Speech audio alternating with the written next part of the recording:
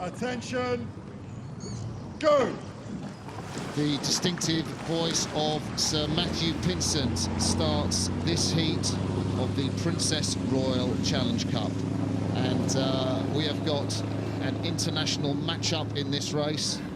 On the right of your picture, we've got Beenken, and she is from Rüdewein, Saarbrücken, Deutschland. And that's sort of in the southwest of Germany, if you like your geography.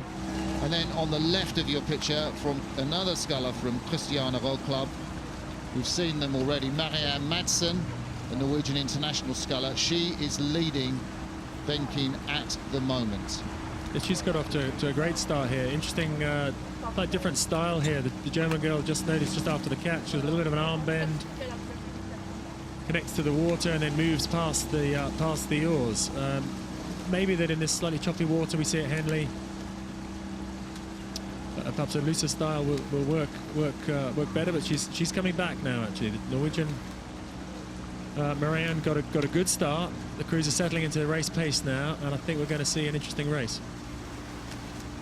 Well, the German sculler must be the hot favourite to take this race, and the Norwegian Marianne Madsen from Christiana Roll Club at the top of your picture. She's in the lead now, but she will know that this is an outstanding female sculler. And Beenken was twice, would you believe, twice World Junior Champion in the single sculls in 2011 and 2012.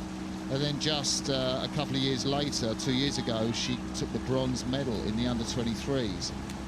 German women's sculling is just so strong. The quad is one of the favourites for the Olympic gold, but let's see what happened later on in the race. Here, we're past the halfway mark. Yes, and interesting there that although Marianne went out very hard early on and looked strong early, what we've seen in the last few hundred meters is that Anne has moved through.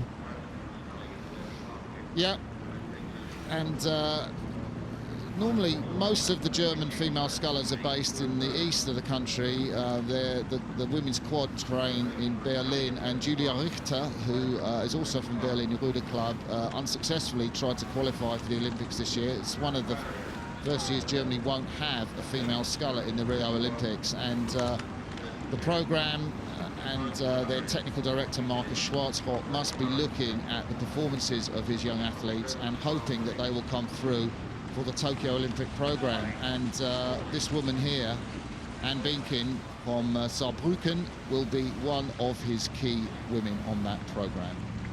Yeah, and interesting you talk about a programme for sculling, and I suppose what you could say is that the single sculler sometimes is not necessarily the result of a great programme. The quad and the double is the output of a number of athletes pulling them all together. Sometimes the sculler comes out because a person really wants to race on their own. I think of all the events, the single scull is slightly different to the other rowing events, because fairly obviously you're on your own. It's the solitary race.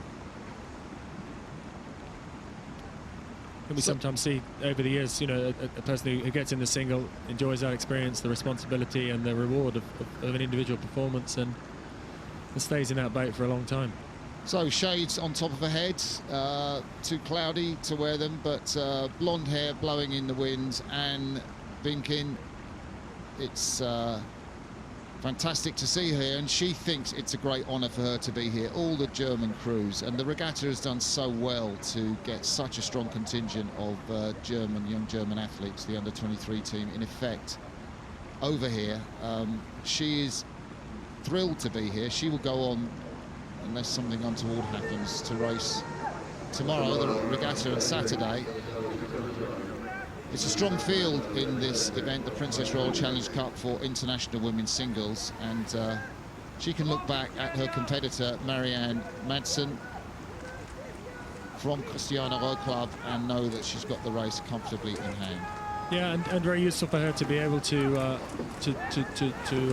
maintain her energy for the later racing. It can be very demanding racing at Henley, because there are back-to-back races. At some of the international regattas you might see a race and then a day off and then another race, but here the program that involves a race every day can mount up over the week. So if an athlete has an opportunity to finish the race off early and then maintain and conserve energy through the second half of the race that can have an influence as the week goes on. Yeah, and well, we can see the scullers now. They're around about 200 or 300 meters away from us. Some great opponents await. In the next round, we've got Lisa Shearnard on the other side of the draw, Christina Stiller from Britain. And I think that this German sculler, Beenken, will really give any of those scullers in this competition more than a run for their money. Sculling in, as most of the German team do, in the yellow Empacher shell. That's the you can see now the sort of weapon of choice, certainly for the German team, and that carbon wing rigger, that technology that's come into rowing in the last few years, the reverse wing rigger, because it kind of bolts behind the rower just towards the bows and provides an anchor for the blades to lever the boat past. Yeah, and you touched on that solid rigger there, and one of the things that enables is the power the athlete's applying to the oars. All that power is then applied to moving the boat.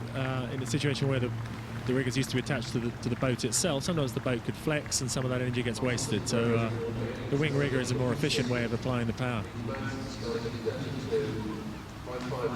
So the sculler from Ruderwein Saarbrücken in Germany, and Beenken